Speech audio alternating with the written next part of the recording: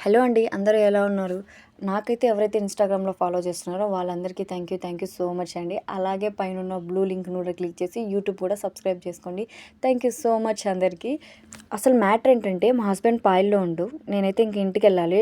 మా హస్బెండ్ నుండి నేను 20 మినిట్స్‌లో వస్తాను. నువ్వు అక్కడే ఉండు వెయిట్ చెయి. నేను వచ్చి తీసుకెళ్తానంటే, లేదు లేదు నేను బస్‌కెళ్తాను. నాకు తెలుసు ఇంటికి పోవడం అని చెప్పిన. ఆహా! వద్దంటే లేదు నేను వెళ్తానని చెప్పిన.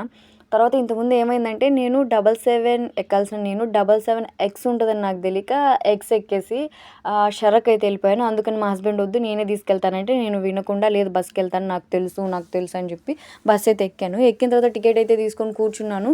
బట్ నేనైతే నా పాటికి నేను ఫోన్ చూసుకుంటున్నాను. నేను రావాల్సిన స్టాప్ వచ్చేసి ఇంకా ముందు స్టాప్‌కైతే వెళ్ళిపోయాను. అప్పుడు అతను డ్రైవర్ ఉండి, "ఏంటి నువ్వు ఎక్కడ దిగాలి?" అంటే నేను ఇలా వేరే స్కూల్ దగ్గర దిగాలంటే, "లేదు నువ్వు ఆ స్టాప్ వెళ్ళిపోయింది. దిగేసి ఇక్కడ నుంచి స్ట్రెయిట్‌గా వెళ్ళను." నేను యాడో దిగేసిన అంటే అప్పుడు మా హస్బెండ్ ఉండి, అయిందా బాగైందా ప్రతిదానికి ఓవర్ ఎక్స్ప్రెషన్. మీకు కూడా ఇలా ఎప్పుడైనా జరిగిందా? ఒక స్టాప్‌లో దిగాల్సిన మనం వేరే స్టాప్‌లో దిగడం. ఆ తర్వాత ఎండకి నడుచుకుంటా అట్లనే వచ్చేస్తూ ఉన్నాననమాట. తర్వాత వచ్చేసరికి వీధైతే కనపడింది.